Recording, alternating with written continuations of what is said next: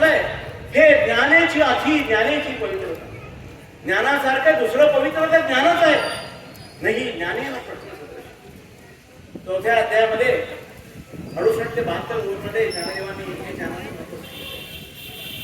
एकदा Karl Marx हा जगामधला एवढा मोठा विचारवंत होता.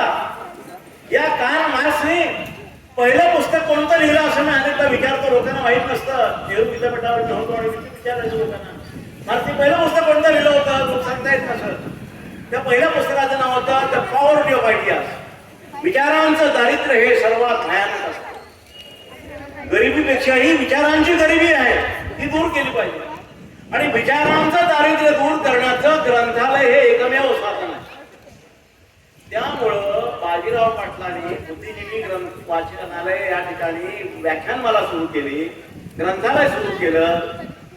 मी राजा मंगळवेढेकर यांनी लिहिलं कर्मवीर अण्णांचं तर मी 4थ्या वर्गात असताना मला एका भाषणात भाग घेतल्याबद्दल मिळालं होतं. त्यावेळी मी भारत विद्यालयामध्ये असताना वाचलं होतं की ऐकवाडे बुद्रुक मध्ये कर्मवीर अण्णांचा जन्म झाला. मी माझ्या मंडळीला सांगत होतो कर्मवीर भाऊराव पाटलांचं गाव हे बाजूचं गाव आहे आणि या नदीच्या पलीकडं हे प्रतापराव पाटलांचं गाव.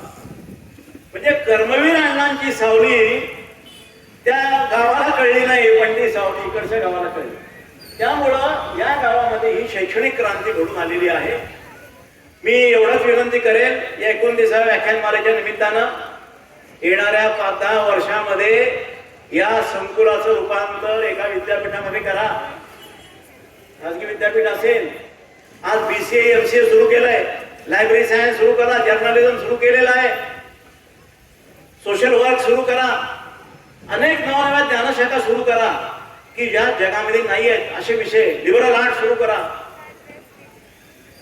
शुगर टेक्नॉलॉजी सुरू करा. म्हणजे ग्रामीण भागातल्या तरुणांना रोजगार देणारा अभ्यासक्रम. ज्यावेळी 10-15 वर्षापूर्वी जर्नलिझम सुरू झालं ते लोक म्हणाले काय पाठवले भेट लागले नाही म्हणून. परंतु आज या महाविद्यालयातनं शिकलेली एक मुलगी बर्जे, वैशाली बर्जे, ही मुलगी पुणे विद्यापीठाचं शिखर असलेल्या मानाचा तुरा असलेल्या रानडे इन्स्टिट्यूट मध्ये लेक्चरर झाली आहे. प्रतापराव पाटलांची विद्यार्थिनी, या गावचीच विद्यार्थिनी. पुन्हा एकदा जोरदार टाळ्यांनी त्या विद्यार्थिनीचं अभिनंदन करा.